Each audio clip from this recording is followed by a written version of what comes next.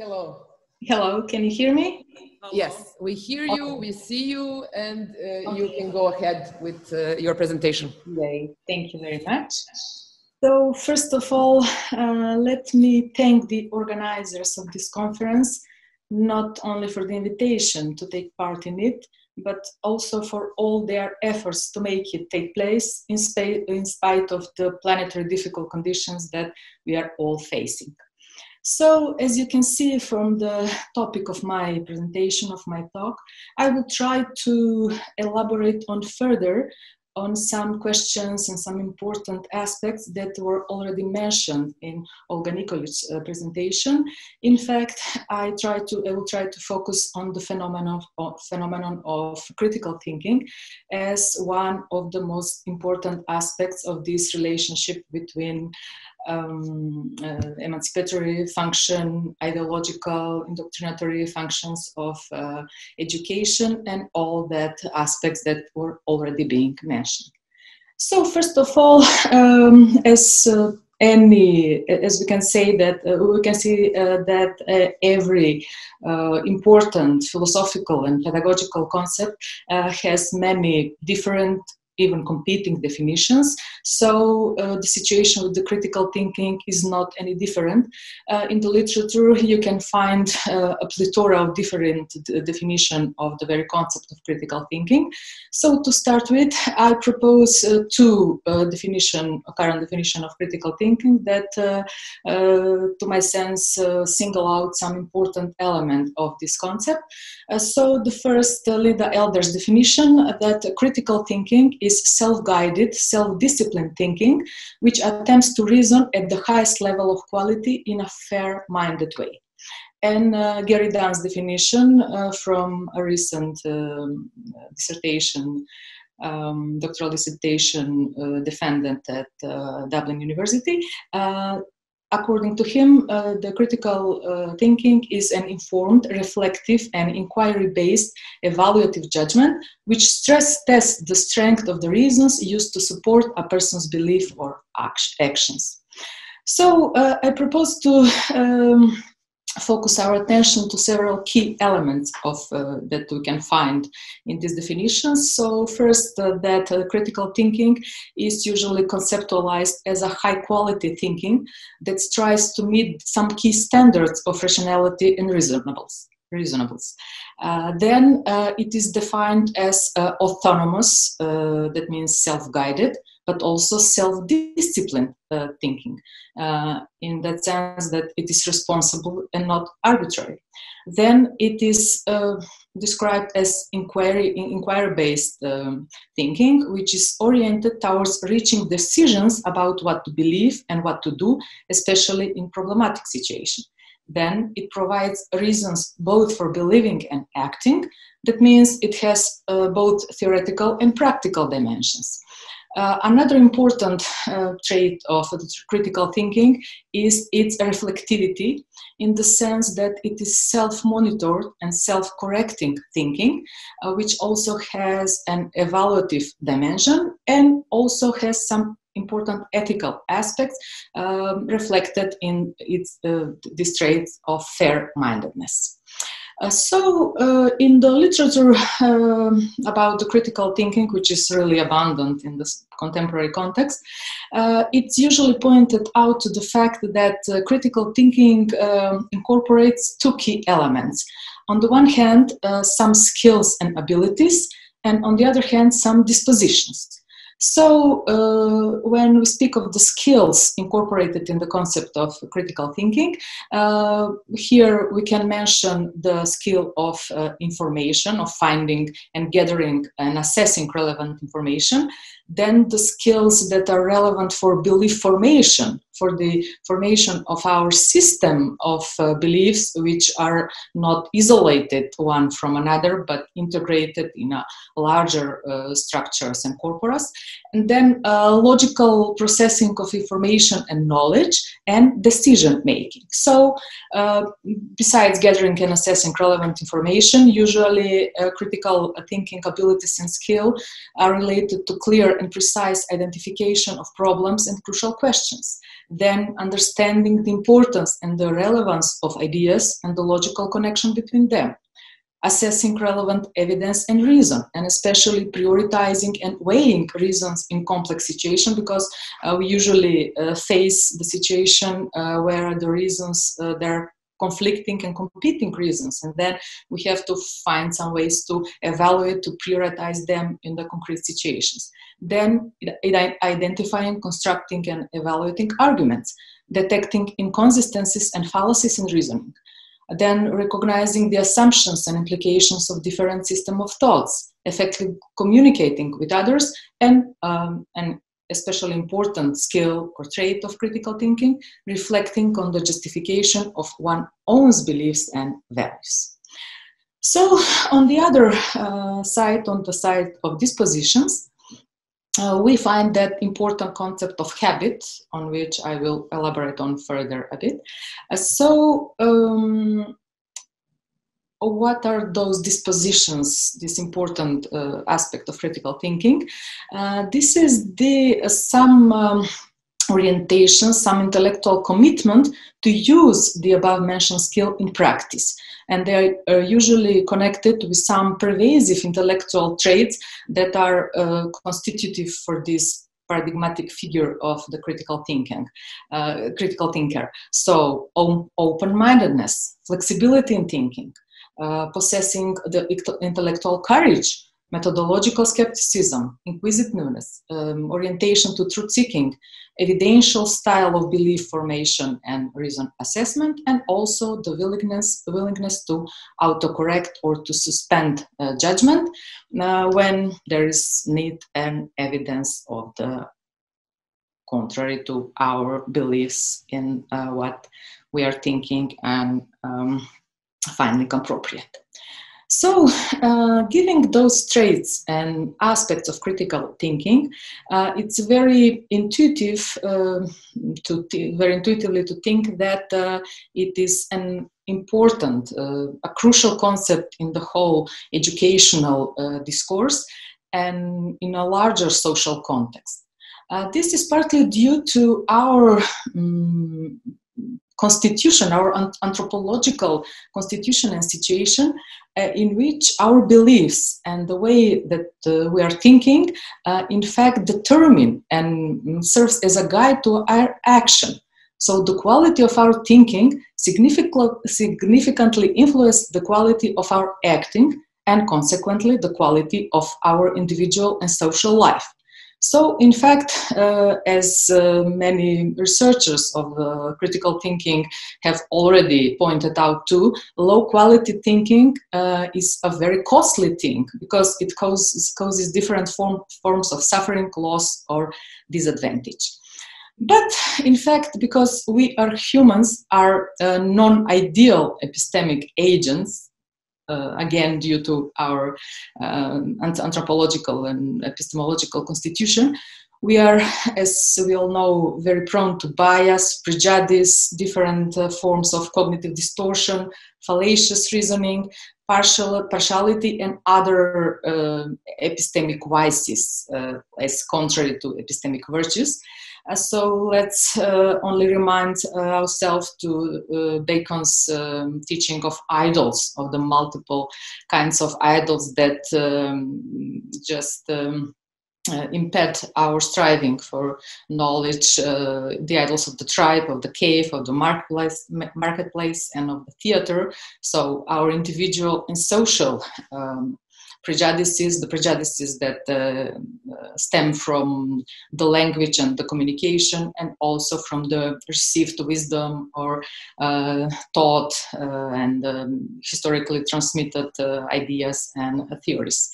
So, in fact, having in mind all of these aspects, we can say that excellence in thinking, both in theoretical and practical sense, must be systematically cultivated. it is one of the common places, I mean, in all of these theories of critical thinking, because left to ourselves, left to those contrary tendencies in our nature as an epistemological subject, we are, in fact, as I already said, prone to different distorted forms of thinking, and so that's why we need this systematic cultivation of the excellence in thinking and respecting of its high standard. And so the educational system is one of the most powerful platform for such cultivation, or at least it is perceived in that way from many proponents of the critical thinking concept. For example, according to Harvey Siegel's words, I cite, the cultivation of reason ought to be a core aim or ideal of education. So the systematic development of critical thinking seems to be one of the most important educational goals promoted in the framework of Western education, especially during the last century. There seems to be a large consensus of philosophers, educational theoreticians and practitioners, state officials and commissions responsible for the problem of education, and also of employers that see critical thinking skills and dispositions as core abilities and dispositions of an educated person, democratic citizen, and also a working person in contemporary circumstances of labor market dictated by the development of digital technologies and other technological advances.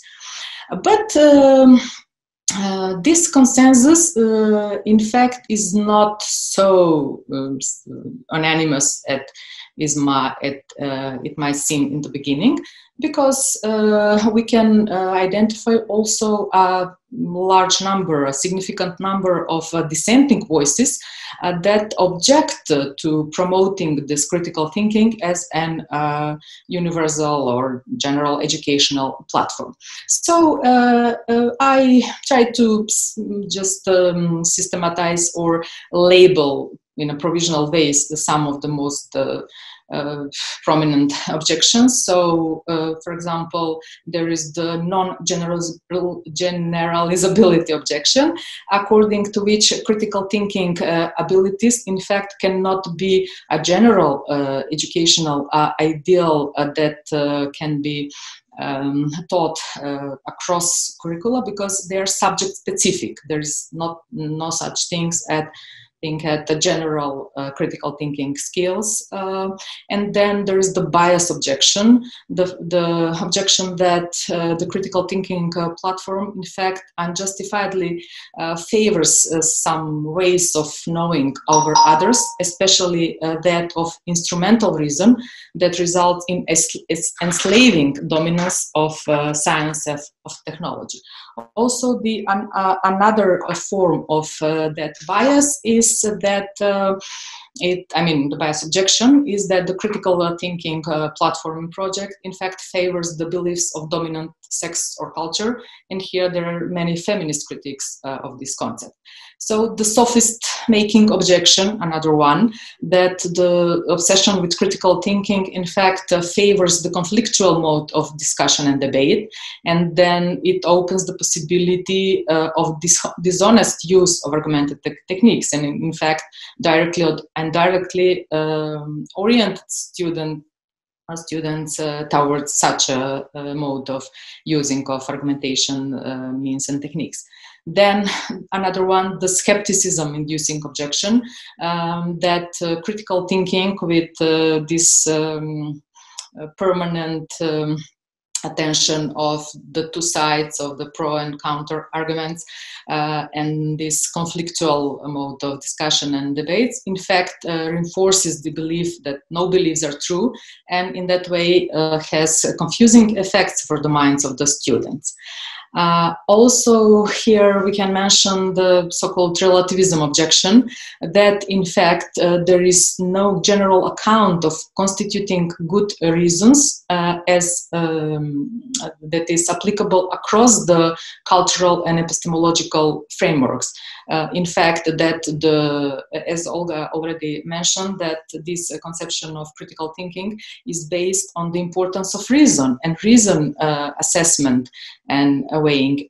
But if we don't have, if the very concept of reason assessing procedures is always framework bound, then we cannot formulate the trans framework criteria of assessing the good reasons for anything. Also, the so-called hermeneutical superiority objection, which is formulated by the adherents of the so-called post-critical pedagogy, that in fact, in the critical thinking model, the educator assumes that the other lacks the means to understand that they are chained, in fact, like in Plato's cave, by the way of seeing the world, and then the educator possesses some external view to such a condition and is able to criticize the present and, as they say, set the unenlightened free. And then two very important objections that in a way are closely connected to the topic of previous presentation. The ideology objection, as Harry Siegel formulates it, educational aims are necessary and thoroughly ideological. So the adoption of critical thinking platforms simply reflects the already existent ideological commitment of the persons that adopt it. So usually it is connected with liberal, Western, capitalist, hegemonist, atheist, imperialistic, etc., and other ideological commitments which are ascribed to the proponents of this platform. And finally, the indoctrination objection, that in a very interesting paper about the possibility of the critical thinking education to be or not to be indoctrinative. The question is, since the children, especially in the younger age, lacks the capacities for assessing reasons, the development of which is one of the most important aspects of critical thinking as an educational platform, the constituent components of critical thinking have to be indoctrinated in them in a way, if there is to be any hope of the child reaching this ideal. And so the question is, if critical thinking is necessarily indoctrinative, then what happens with the ideal of critical thinking as developing the autonomy of the subject? Does it becomes, as Siegel says, significantly tarnished or even compromised? So I will focus on a bit of this indoctrination objection because of its close connection to the problem of the emancipatory potential of the education. So, in fact, I want to comment or in fact, present Harry Siegel's argument because he's dealing with this objection, in my opinion, in a very instructive way. So, in his conception of critical thinking, this ideal is closely associated with rationality, but also with autonomy. He finds that critical thinking and autonomy are in fact complementary educational ideals because, I cite, a racial person will also be an autonomous one, capable of judging for herself the justifiedness of candidate beliefs and the legitimacy of candidate values. So we're left with something that at least prima facie looks at a paradox. So as Kuipers and Hai formulate the question, how can moral autonomy be created heteronomously? So the Hegelian response is formulated along the following lines: by developing rational habits that can themselves become subject of critical scrutiny. So another citation from Harry Siegel's books, Educating Reason. If we develop in a child the habit of searching for reasons, we justify a potential belief before adopting the belief, that habit not only enhances her rationality, it also admits of rational evaluation itself, for the child can, and we hope will, question the reasons which recommend that habit as a worthy one and assess the force of those reasons herself. The development of rational habits then does not require either indoctrination or the forsaking of rationality. So I think that there is one dimension of critical thinking which was already mentioned in the previous part of the talk, but that I wish to focus on a bit further. This is the self-reflective dimension of critical thinking, which I think is one of the most important element of the very concept of critical thinking, because it points out to its turning toward itself in order to self-regulate. This is what Gary Dunn labels as metacognitive dimension of the critical thinking. In fact, thinking about one's own thinking, and avoid being slave to immutable, unquestionable, and non-revisable rules and thought patterns. And so it seems that this self-reflective dimension of critical thinking has not only epistemological but also ethical significance, because this self-reflecting dimension reflects also on the justification of one's own beliefs and values. And in that way, it contributes to controlling one's own egocentric and sociocentric tendencies, and also cultivates sensibility to others' perspectives, values, and lived experience. In fact, by the critical thinking approach, by emphasizing not only the critical thinking skills and abilities, but also the dispositions of paradigmatic critical thinking, in fact, strives to build a specific intellectual character of persons that would not be cognitive machines, but rational and reasonable critical beings.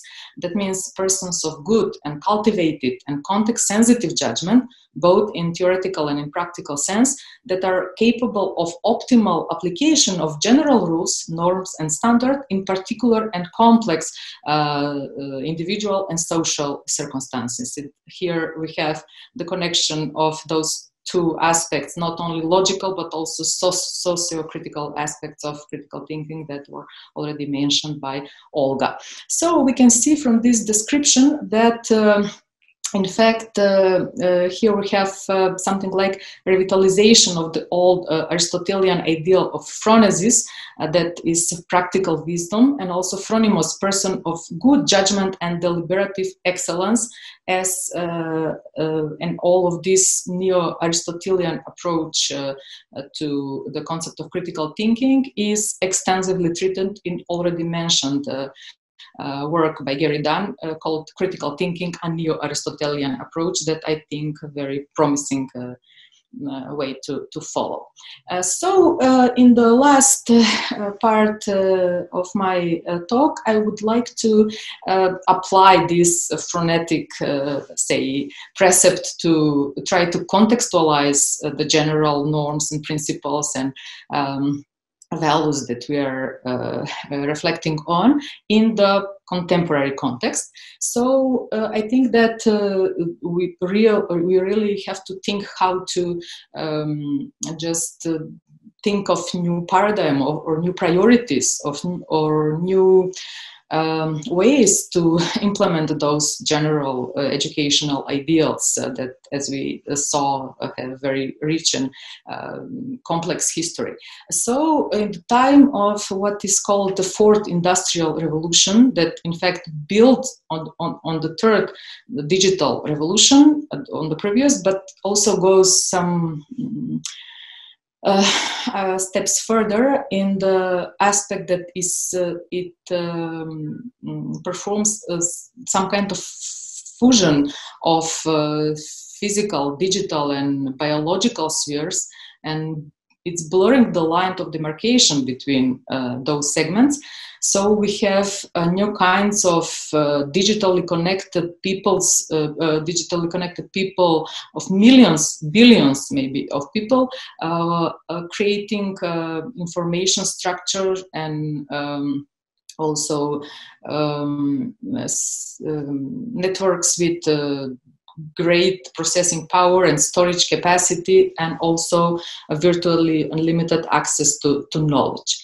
But as in the book of abstract, I also in the program of the conference, I saw that our colleagues Natalia Golak and Jana Mišović, in fact, treat this question of what are the new challenges of education in the internet era, which oscillates between the possibility of utopia, of the new, or edutopia, educational utopia or dystopia. So I won't go any further in that direction.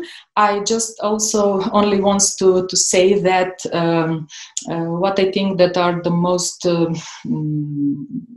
important and most influential aspects of this changing of traditional concept of education is the situation of information overload, which is also called infobesity, infoxication, information anxiety, information explosion. The situation created by abundance of information that exceeds the processing capacity of the persons and can create a difficulty in making decisions, and also the emergence of what is called surveillance or platform capitalism as an economic system focused on the commodification of personal data with the core purpose of profit making. And so in this new situation, on the one hand, the traditional roles of educators is necessarily changed in that sense that, as some researchers have already pointed out too, that the educators cannot be gatekeepers to information like in the traditional context, but more they're like team leaders of the teams of self-governed and autonomous learners that we all are necessarily, that we all are in this new context. And also another very important and very complex and problematic situation, that now the system of belief formation of the young generations, but not only of them, of course, and consequently the system of formation of reasons and motivation for acting is targeted by new or via new kind of agents or dynamic structures, which are a mix of human and artificial intelligence with novel and decentralized nature. As we all know, that sophisticated algorithms implemented in those social networks and other technological innovation, in fact, subtly feed our minds with the things that we want to see and hear, and they're based on the systematic exploitation of some of our ingrained epistemic vices, inclination to confirmation bias and groupthink and other form of fallacious reasoning.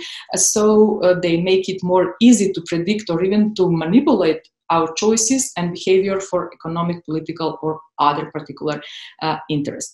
And so that's why I think that the critical thinking as educational goal in the contemporary context should be focused on the strengthening of the epistemological and communicative competencies of the persons involved in the educational process. So towards enhancing their capacity to navigate through the information jungle, to discern reliable from non-reliable sources, to gain reflective insight into the processes of belief formation and revision, of identifying, formulating, assessing, and weighing reasons, and to use another of Derrida's suggestive metaphors, to regularly update their antivirus software in their minds by cultivating their analytical, synthetical, evaluative, interpretive and applicative skills and dispositions for achieving excellence in thinking. And so, to conclude, as the paradigmatic figure of the Aristotelian Phronimos reminds us, virtue is both epistemical and ethical category, because Aristotle spoke of dianoetical and ethical virtues. So the concept of virtue is operative both in the areas of theoretical and of practical reason. And so criticality is something over and above mere logicality, because critical thinking involves not only the mastering of reasoning skills, but also the ethos of their proper, dialectically correct, and contextually adequate use. So the ideal for critical thinking, in my view, is a general, of course, conceptualized in a larger sense, is a kind of search for human wisdom, which is not reducible to knowledge, which in its turn, it's not reducible to information. As Linda Elder also points out, the people who live critically who think critically tend to live rationally, reasonably, and with empathy. So, in conclusion, going back to the subject of relation between emancipation, critical thinking, and education, I would also opt for this idea that if we consider the concept of emancipation as the process of getting out of some potentially enslaving grip of some liberating movement, I think that critical thinking has an important emancipatory potential as an educational goal, but in a triple sense. First, it orients us or making us capable of thinking in the direction of emancipation of education from the dictates of political and economic structures that strive to instrumentalize it for particular interest. Then, emancipation, it fosters and it makes it possible to develop emancipation through education, emancipation from our tendency to low quality thinking, from lack of courage and confidence in our capacity of our rational and autonomous thinking and acting. And here it is, of course, this Enlightenment and Kantian ideal of sapere aude that Olga already mentioned, related to cultivating reason in the theoretical and in practical sense. And finally, emancipation from education. That means the capacity of autonomous evaluation and re-evaluation of the received wisdom and all the indoctrinatory or ideologically oriented effects of the education itself by independent assessment of its underlying principles, values, and reasons. So I think that this is an proof of the ultimate dialectical and although seemingly paradoxical effect of the critical emancipatory education. Thank you very much. I hope that I did not broke the limits of my due time.